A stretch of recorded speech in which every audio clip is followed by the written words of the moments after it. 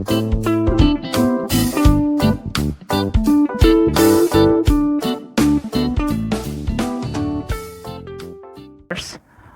to my channel, Biswas Educare.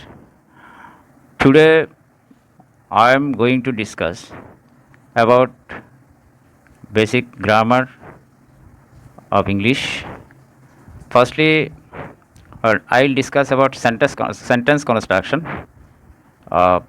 I thought আমি আগে যেটা ভেবেছিলাম যে আমি এই ভিডিওগুলো ইংরেজিতে করব এবং এরকম কিছু ভিডিও আমি ইংরেজিতে ডাউনলোড করেছিলাম, বাট দেন কেউ কেউ আমাকে বলেছে, যে পরামর্শ দিয়েছে যে যেহেতু এই ভিডিওগুলো অনেকের দরকার, বাংলা মিডিয়ামের স্টুডেন্টদের জন্য দরকার, বা যারা পরে পরীক্ষা দেবে, বিশেষ করে যারা চাকরির পরীক্ষা দেবে তাদেরও বোঝার দরকার আছে, সেজন্য তারা আমাকে বাংলায় লেকচারটা দেওয়ার অনুরোধ করেছে। তাদের সেই রিকোয়েস্ট রক্ষা করে আমি এখন বাংলা এবং ইংলিশ দুভাবেই আমি মিশিয়ে লেসনগুলো তৈরি করব। আশা করি সবার ভালো লাগবে, সবার এতে করে সবাই উপকৃত হবে। তো প্রথমে আমি চিন্তা করেছি যে পুরো গ্রামার পোর্শন যা আছে ইংরেজিতে, মোটামুটি যেগুলো আমাদের স্টুডেন্টদের কভার করতে হয়, বা যারা পরীক্ষায় বসবে প্রতিযোগিতামূলক পরীক্ষায় তাদের কভার করতে হয়, তো আমি চিন্তা করেছি প্রথম থেকে আমি শুরু করব। প্রথমে ভেবেছিলাম যে ডিফিকাল্ট টপিকগুলো আছে সেগুলো দিয়ে করব, পরে চিন্তা করলাম না, আমার প্রথম থেকে শুরু করাই উচিত। সেই হিসাবে আমি আজকে সেন্টেন্স কনস্ট্রাকশন দিয়ে শুরু করছি। যেহেতু আমরা প্রথমে সেন্টেন্স সম্বন্ধে আইডিয়াই নিই, সেন্টেন্স সম্বন্ধে আইডিয়া না থাকলে পরবর্তীতে যে আমাদের টপিকগুলো আছে সেই টপিকগুলো আমাদের বুঝতে হয়তো অসুবিধা হবে। আর I think sentence construction is the first basic knowledge of English grammar. So আমি এখান থেকেই শুরু করব। সেন্টেন্স কনস্ট্রাকশন মিন্স বাক্য গঠন। সো প্রথমেই আমাদের যে জিনিসটা মনে করতে হবে, যে জিনিসটা জানা দরকার, সেটা হচ্ছে what is a sentence, that is বাক্য কী। আচ্ছা, এই সম্বন্ধে হোয়াট ইজ এ সেন্টেন্স আমরা যখন এটা বলতে যাব, উত্তরটা যখন বলতে যাব, আমার এখানে একটা জিনিস বলে নেওয়া উচিত যে there are two views, that is the old view and the modern view or the new view. তো ওল্ড ভিউ অর্থাৎ পুরনো মত অনুযায়ী আমরা কি লিখতে পারি, a group of words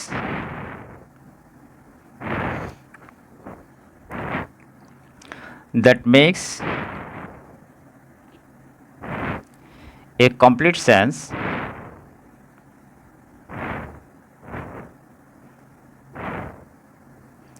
is called a sentence. অর্থাৎ আমরা যখন সেন্টেন্স বলতে এটা বুঝি যে কতগুলো শব্দ যখন সম্পূর্ণ মনের ভাব প্রকাশ করে, অর্থাৎ সম্পূর্ণ অর্থ প্রকাশ করে, তখন তাকে বাক্য বলে। এগুলো, এই যে ওল্ড ভিউটা আছে, this old view is defective in 2 points. এই ওল্ড ভিউটা দুটো ক্ষেত্রে ত্রুটিপূর্ণ। সেটা কি? সেটা হচ্ছে যে একটা সেন্টেন্স কী হতে পারে, আমি এখানে লিখেছি এ গ্রুপ অফ ওয়ার্ডস, কিন্তু অনেক সময় দেখা যায় a sentence may be single worded, a sentence may have only one word,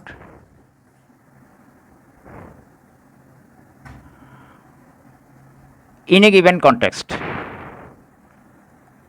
কোন একটা in a given context, কোন একটা প্রসঙ্গে, নির্দিষ্ট প্রসঙ্গে একটা পদ দিয়ে একটা বাক্য তৈরি হতে পারে, আবার সেটা বহুপদ বিশিষ্ট হতে পারে। আবার এখানে যেমন আমি বলেছি যে may have only one word, অথবা or I can say a sentence may have more than one word, more than one word, which means multi-worded sentence, that is in a given context. এখন এই যে ব্যাপারটা, তাহলে দেখা যাচ্ছে আমাদের যে ওল্ড ভিউ যেটা আছে, অর্থাৎ পুরনো মতে আমরা যে সেন্টেন্সের সংজ্ঞাটা দিতাম বা দিয়েছেন গ্রামারিয়ানরা, সেটাতে দুটো ত্রুটি, দুটো প্রবলেম আমরা দেখতে পাচ্ছি যে সেখানে বলা হয়েছে a group of words that makes a complete sense is called a sentence. In this case আমাদের যদি একটা বাক্য গঠন করতে হয় তাহলে there must be a group of words. কিন্তু আমরা যদি কিছু এক্সাম্পল নিই, যেমন যদি বলি যে একটা এক্সাম্পল নিলাম, হয়তো আমাকে কেউ জিজ্ঞেস করছেন হোয়াটস ইয়োর নেম, আমি বললাম আনসার হচ্ছে মাইসেলফ। আমি বললাম এক্সাম্পল, এটা কেউ আমাকে জিজ্ঞেস করলেন হয়তো এনি পারসন, আমি বললাম অনলি, আমি বললাম যে Rabi. So or I can say my name is Robi. But in this case, when I say Robi, then my name is Robi. This is actually the total sentence, but here it is the part of the sentence, that is এর অর্ধেক অংশ উজ্জ্ব হয়ে গেছে। আবার আমাকে হয়তো আমার বাবা জিজ্ঞেস করলেন বা মা জিজ্ঞেস করলেন যে হ্যাভ ইউ ফিনিশড ইউর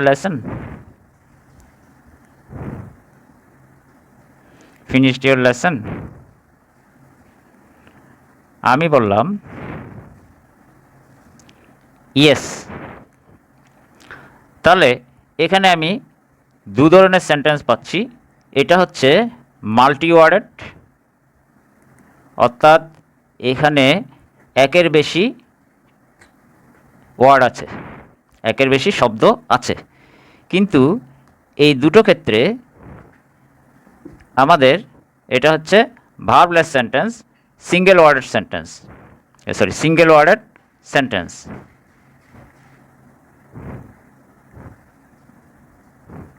আবার উনি বললেন, ফাদার বললেন অল রাইট, তখন এটাও কিন্তু এটা মাল্টি ওয়ার্ডেড, বাট এটা হচ্ছে ভার্বলেস সেন্টেন্স। আমাদের একটা ধারণা যে ভার্ব ছাড়া সেন্টেন্স হতে পারে না, কিন্তু কিছু কিছু ব্যাপার আছে, কিছু কিছু ক্ষেত্রে ভার্ব ছাড়া আমরা সেন্টেন্স গঠন করতে পারি যদি সেটা আমাদের মনের ভাব প্রকাশ করে। যেমন যে অনেক সময় আমরা অ্যাসার্টিভ সেন্টেন্সে ব্যবহার করি যে ইয়েস, নো, সার্টেনলি, ইম্পসিবল বা পসিবল। তো এই ধরনের যে সেন্টেন্সগুলো হয় সেগুলো কি হয়, সেগুলো হচ্ছে অ্যাসার্টিভ সেন্টেন্সে আমরা ব্যবহার করি সিঙ্গেল ওয়ার্ডেড। ইম্পারেটিভ সেন্টেন্সে আমরা ব্যবহার করি, ইম্পারেটিভে কি ব্যবহার করি, ইম্পারেটিভে আদেশ, উপদেশ, অনুরোধ। সেই ক্ষেত্রে আমরা কাম ব্যবহার করতে পারি, স্টপ ব্যবহার করতে পারি, ওয়েট ব্যবহার করতে পারি, গো ব্যবহার করতে পারি। এরকম অনেক কিছুই আমরা, অনেক শব্দই আমরা ব্যবহার করতে পারি। ইন্টারেটিভ সেন্টেন্সে আমরা অনেক সময় ইনফরমেশান চাই, when we need to know some information, need to get some information from any person, so we ask a question with why, where, what, when, why, etc. তো এগুলো দিয়ে আমরা কি করি, কোয়েশ্চেন করি ইনফরমেশান চাওয়ার জন্য। এক্সক্লেমেটরিতে আমরা কি করি, এক্সক্লেমেটরিতে আমরা হাই, ব্রাভো, হুররা, এলাস, এই ধরনের ওয়ার্ড আমরা ব্যবহার করি, তাই তো? তাহলে এগুলো হচ্ছে সবগুলো সিঙ্গেল ওয়ার্ডেড সেন্টেন্স। আবার সিঙ্গেল ওয়ার্ডেড সেন্টেন্স এছাড়া ভার্বলেস সেন্টেন্সও আমরা ব্যবহার করি। সেগুলো হচ্ছে যেমন আমরা অনেক সময় বলি নট ইয়েট, তারপরে not so, so what, why not, এই ধরনের শব্দ আমরা ব্যবহার করি, মানে শব্দগুচ্ছ আমরা ব্যবহার করি। তার মানে দুটো আমরা শব্দ হয়তো তিনটে শব্দ ব্যবহার করলাম যেখানে আমাদের কোনো ভার্ব নেই। তাহলে দেখা যাচ্ছে কিছু সেন্টেন্স আছে যেগুলো আমরা ভার্ব দিয়ে ব্যবহার করি, আবার কিছু সেন্টেন্স আছে আমরা যেগুলো ভার্ব ছাড়া ব্যবহার করি। তাহলে আমি যদি এই ধরনের একটা টেবল করি, একটা টেবল আমি আঁকলাম, সেন্টেন্সেস উইথ ভার্ব,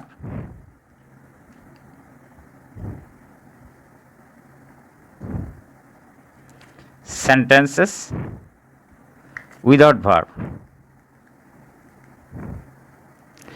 যেমন আমি বললাম যে it is a quarter to 9। তার মানে কি, এখানে একটা ভার্ব আছে is, it is a quarter to 9, মানে এখন 9:15। তারপর হয়তো জিজ্ঞেস করলাম হোয়ার আর ইউ গোয়িং,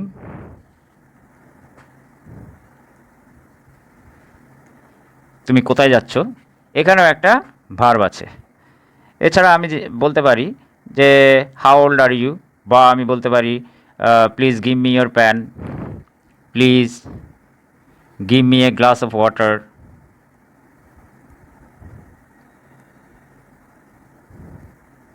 এই সবগুলো সেন্টেন্সে কি আছে, একটা করে ভার্ব আছে।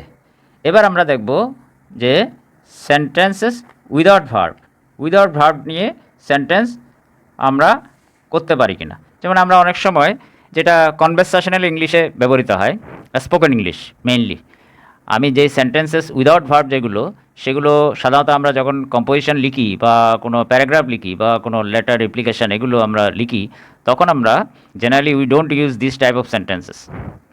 সেখানে আমরা এই ধরনের সেন্টেন্স আমরা ইউজ করব।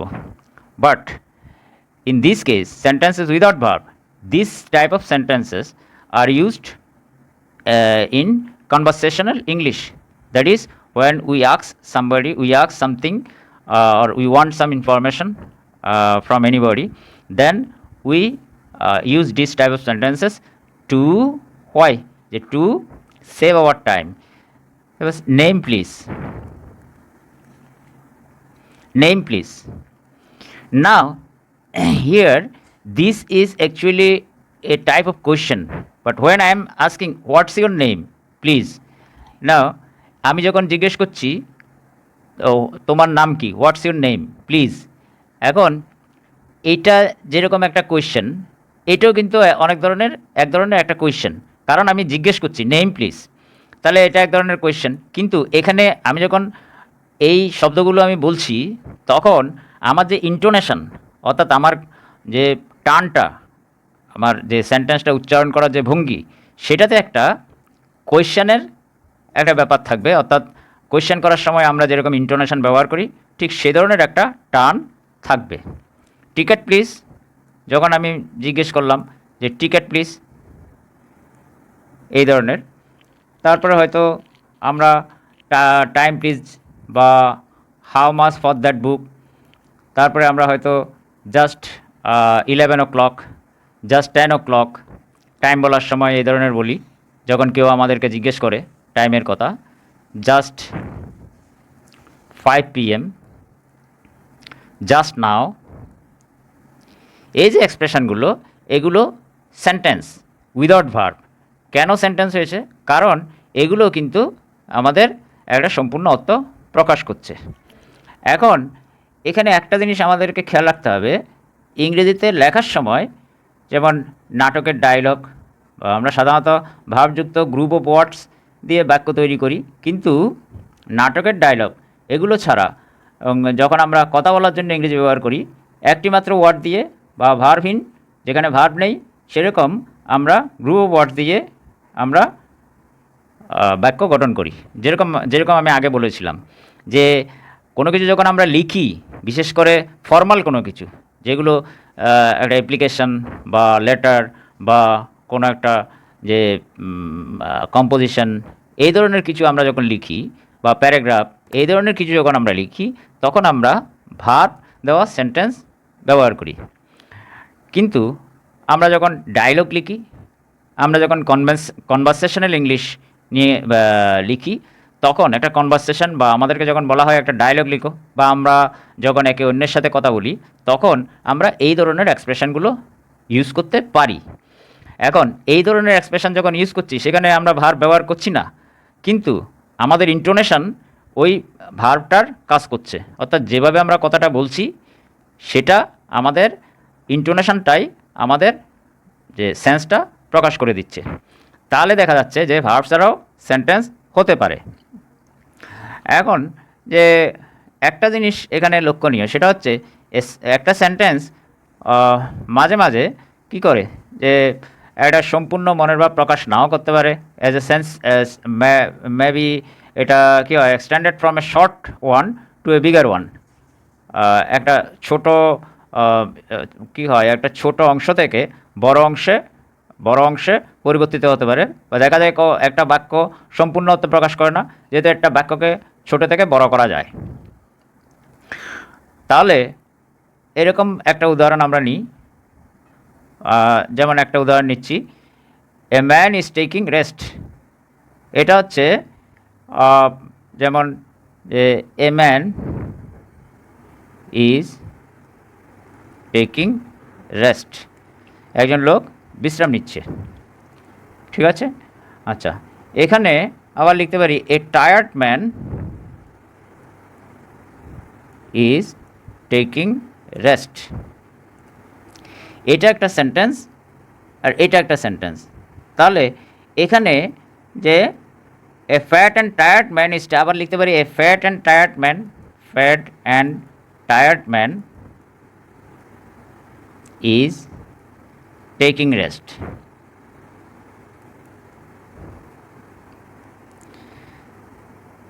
তাহলে দেখা যাচ্ছে যে এটা আমাদের কী হয়েছে, একটি বাক্য সম্পূর্ণ অর্থ প্রকাশ করে না, যেহেতু একই বাক্যকে ছোট থেকে বড় করা যায়।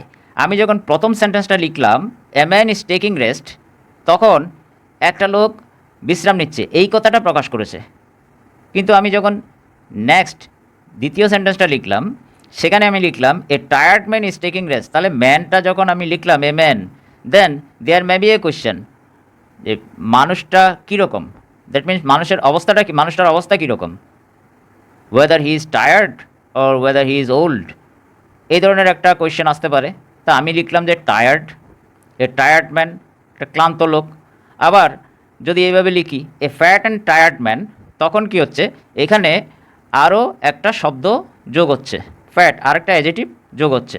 তাহলে এখানে যখন লিখছি টায়ার্ড ম্যান, সেখানেও কিন্তু সম্পূর্ণ অর্থ প্রকাশ নাও করতে পারে। যখন এটা লিখছি, সেখানেও কি হচ্ছে, যে এখানে অর্থ আরও একটু বিস্তৃত হচ্ছে। আবার যখন আমি এভাবে লিখছি a fat and tired man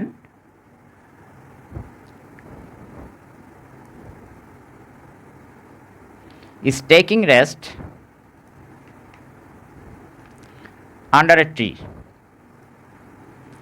এটাকে আরও বাড়িয়ে ফেললাম।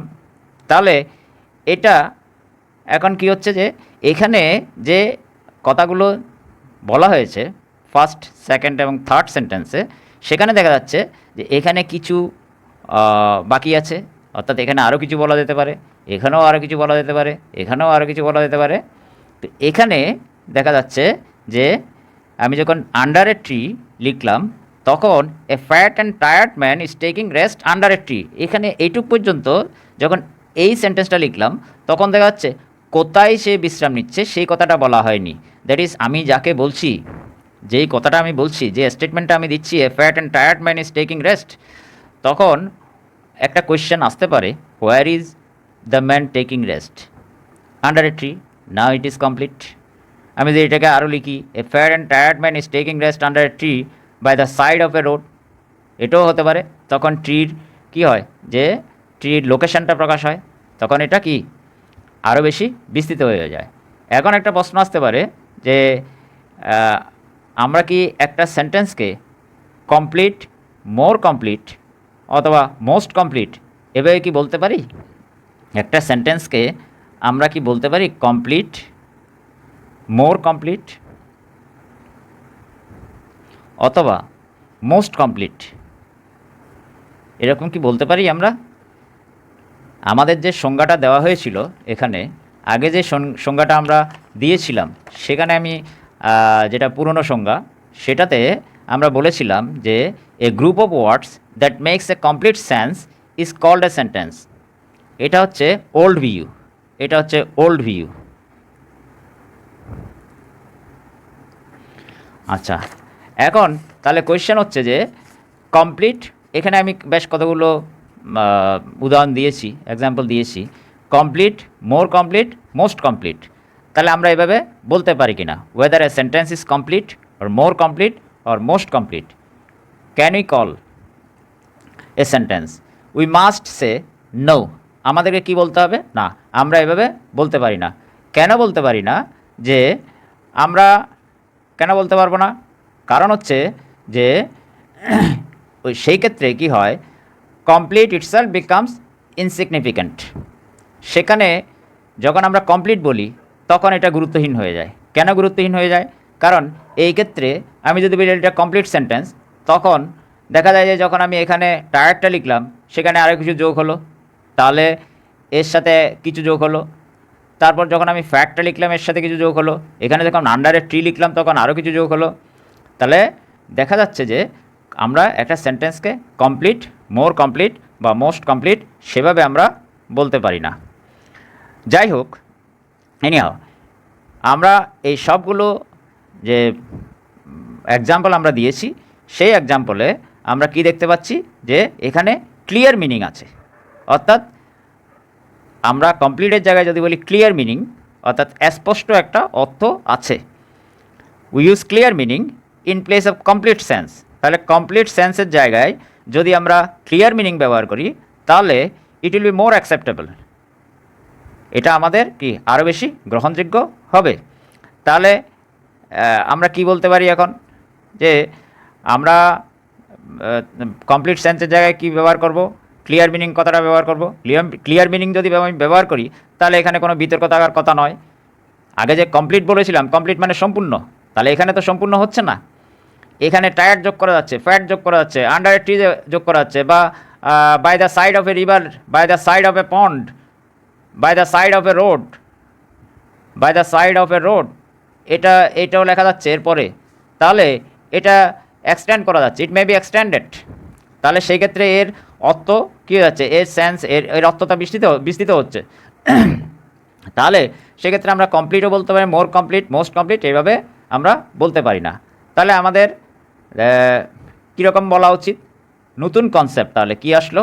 এইটার উপর ভিত্তি করে মডার্ন গ্রামারিয়ানরা ঠিক করলেন যে আগের যে সংজ্ঞা, আগের যে সেন্টেন্সের ডেফিনেশনটা দেওয়া হয়েছে সেটা একটু চেঞ্জ করা দরকার।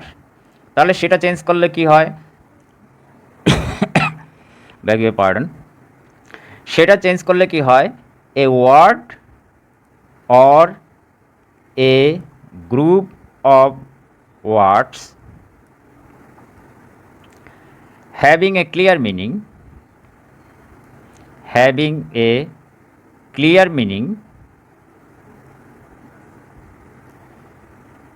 in a given context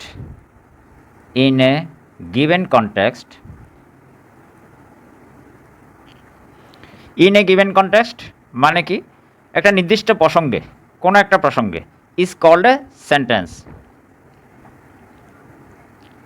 এই ক্ষেত্রে আমাদের আর কোনো বিতর্ক থাকে না, কারণ আমরা আগে বলেছি যে a group of words that makes a complete sense is called a sentence. এখানে অনেক বিতর্ক থাকতে পারে গ্রুপ অফ ওয়ার্ডস। আমি এখানে দেখালাম যে সিঙ্গেল ওয়ার্ডের সেন্টেন্স হয়। হ্যাঁ, তাহলে কমপ্লিট সেন্স কখনো কমপ্লিট এখানে হতে পারে না, কারণ আমরা এখানে সেন্সকে এক্সটেনশন করেছি। আমরা sense can be extended by adding some words, tired, fat এখানে আমি দেখিয়েছি। তাহলে আমরা যদি কমপ্লিট সেন্সের জায়গায় ক্লিয়ার মিনিং ব্যবহার করি, তখন আমাদের কি হয়, আমাদের এই ডেফিনেশনটা আরও বেশি সুন্দর হয় এবং ডেফিনেশনটা কি হয়, বিতর্কের ঊর্ধ্বে চলে যায়। তাহলে এই ধরনের ক্লিয়ার মিনিংয়ের জন্য আমাদের multi worded sentence must have a proper order of words. আমরা সেন্টেন্স মানে তো এই নয় যে কতগুলো শব্দ বা কতগুলো ওয়ার্ড আমরা বারবার পরপর বসিয়ে দিলাম, তা তো হবে না। এটার কি করতে হবে, এটার একটা সিকোয়েন্স থাকতে হবে, কোনটার পর কোনটা আমরা বসাবো। তাহলে যেমন আমি যদি বলি যে ইট আই রাইস, এটা কখনো সেন্টেন্স হতে পারে না, কারণ এখানে এই যে ওয়ার্ডগুলো আছে ইট আই রাইস, এটা এটা এখানে কোনো অর্ডার নেই, অর্থাৎ শৃঙ্খলা নেই, কোনটার পর কোনটা বসবে সেরকমের একটা শৃঙ্খলা থাকতে হবে। আমি যদি এটাকে এইভাবে লিখি আই ইট রাইস, আমি ভাত খাই, আর এখানে খাই আমি ভাত, তাহলে এটা কিন্তু কী হতে পারে না, এটা সেন্টেন্স হতে পারে না। তারপরে যেমন যদি লিখি যে in the sky, in the sky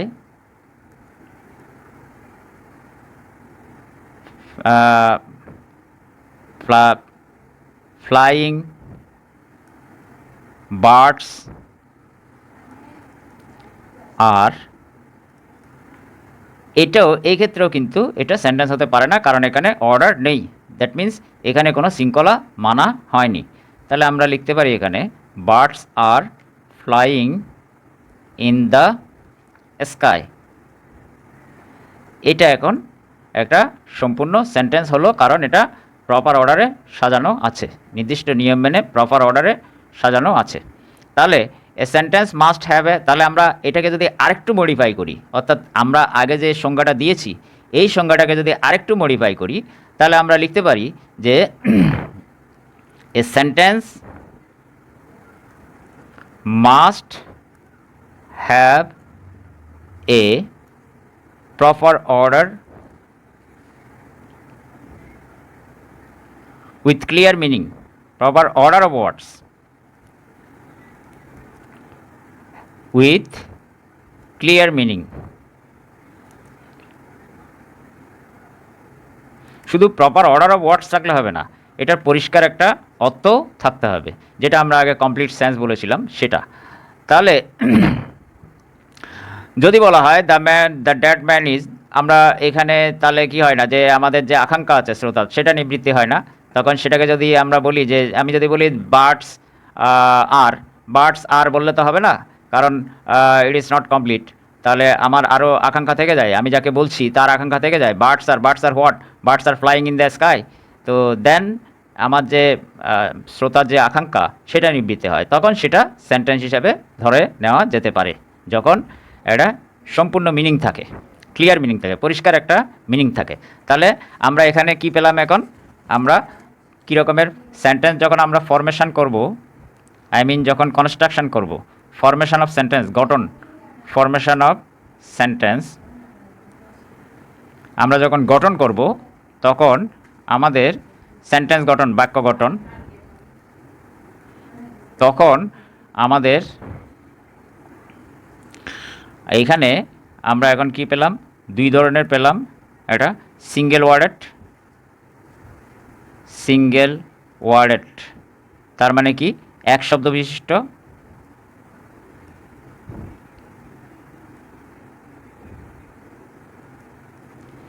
আর হচ্ছে এখানে মাল্টি ওয়ার্ডেড মানে কি, যে একের অধিক শব্দ বিশিষ্ট। আমি বহু শব্দ বিশিষ্ট লিখছি না, একের অধিক শব্দ বিশিষ্ট বা একাধিক শব্দ বিশিষ্ট। বহু শব্দ বিশিষ্ট লিখছি না, কারণ অনেক সময় দুই ওয়ার্ডও কী হতে পারে, সেন্টেন্স হতে পারে। এছাড়া তাহলে আমরা যে মাল্টি ওয়ার্ডেড যেগুলো পেলাম, সেখানে আমরা দুই ধরনের পেয়েছি। একটা হচ্ছে উইথ ভার্বস, অর্থাৎ ক্রিয়াপদ সহ, আর একটা পেয়েছি কি ক্রিয়াপদ ছাড়া, ভার্বলেস, ক্রিয়াপদহীন, যেখানে ক্রিয়াপদ নেই। এগুলোর উদাহরণ আমি এদিকে দেখিয়েছি, যে এখানে আছে ইট ইজ এ 8:45 to 9। তারপর এটা তাহলে ক্রিয়াপদ আছে, এখানে ক্রিয়াপদ নেই, দ্যাট ইজ ভার্ব নেই। Name please, ticket please, just 5 PM, just now, এগুলোতে ক্রিয়াপদ নেই। যেমন এখানে আমরা উইথ ভার্বস আমি একটা ইয়ে দিয়ে দিচ্ছি, হোয়াট ইজ ইয়োর নেম, এখানে ভার্ব আছে।